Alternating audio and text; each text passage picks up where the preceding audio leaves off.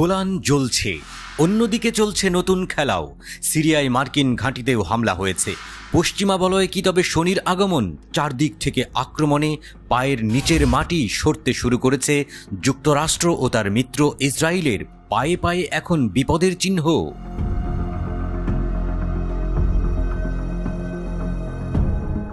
একটি সূত্র আল মায়াদিনকে জানিয়েছে, শনিবার সন্ধ্যায় সিরিয়ায় মার্কিন সেনাবাহিনীর কনকো ঘাঁটি আবারও হামলার শিকার হয়েছে।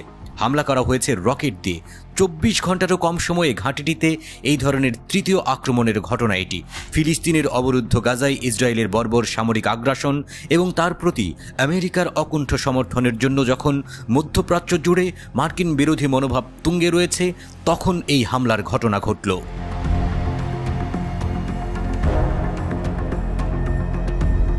প্রতিবেদনে বলা হয়েছে, ঘাঁটির দিক থেকে আশেপাশের এলাকা জুড়ে বিস্ফোরণের শব্দ শোনা গেছে।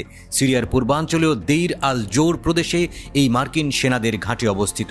রোববার সকালের দিকে আল মায়াদিন নিউজ নেটওয়ার্ক জানিয়েছে, মার্কিন নিয়ন্ত্রিত কনকো গ্যাস ফিল্ডের কাছে বেশ কয়েকটি ক্ষেপণাস্ত্র আঘাত হেনেছে। তবে সম্ভাব্য হতাহত বা ক্ষয়ক্ষতির কোনো বিস্তারিত তথ্য তাৎক্ষণিকভাবে পাওয়া যায়নি।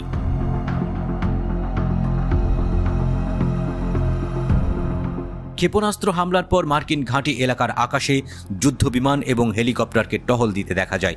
আমেরিকার একটি বিমান কনকো গ্যাস ক্ষেত্রের আকাশে বেশ কয়েকটি চক্কর দেয় এবং সে সময় কনকো গ্যাস ক্ষেত্রের আকাশে বেশ কয়েকটি আগুনের কুণ্ডলী দেখা যায়।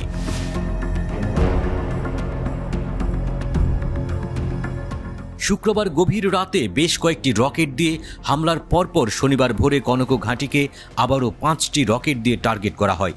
3টি রকেট কনকো ঘাঁটি অঞ্চলে আঘাত হানে, 2টি ঘাঁটির আশেপাশে পড়ে। এরপর 24 ঘন্টার মধ্যে তৃতীয় ক্ষেপণাস্ত্র হামলার ঘটনা ঘটে শনিবার সন্ধ্যায়। ইরাকের ইসলামী প্রতিরোধ যোদ্ধারা সাধারণত ইরাক এবং সিরিয়ায় মার্কিন সামরিক ঘাঁটিতে বেশিরভাগ প্রতিশোধমূলক হামলা চালিয়ে থাকে, ফলে দৃষ্টি এখন তাদের দিকে।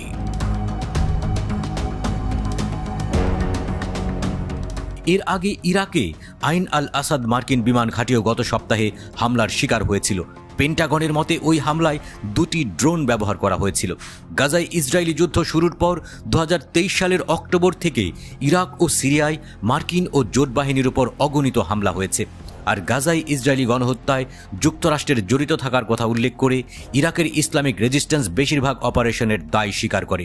তারা শর্ত দিয়েছে, গাজায় যুদ্ধ শেষ হলেই তারা হামলা বন্ধ করবে। মার্কিন সেনাবাহিনীর প্রায় 2500 সেনা ইরাকে এবং 900 সিরিয়ার দখলকৃত অঞ্চলে মোতায়েন রয়েছে। সমালোচকদের মতে, সিরিয়ার বিপুল তেল সম্পদ লুটপাটের জন্যই রাখা হয়েছে তাদের। 2019 সালে তৎকালীন মার্কিন প্রেসিডেন্ট ডোনাল্ড ট্রাম্প সিরিয়া থেকে মার্কিন সেনা প্রত্যাহারের নির্দেশ দেন, কিন্তু পরে সেই সিদ্ধান্ত থেকে সরে ওই বছরের অক্টোবরেই দেশটিতে নতুন করে সেনা মোতায়েন করা হয়। সে সময় প্রেসিডেন্ট ট্রাম্প বলেছিলেন, যুক্তরাষ্ট্রের অর্থনৈতিক স্বার্থ রক্ষার খাতিরেই সিরিয়ার তেল ক্ষেত্রগুলোতে সেনা মোতায়েন করা হচ্ছে।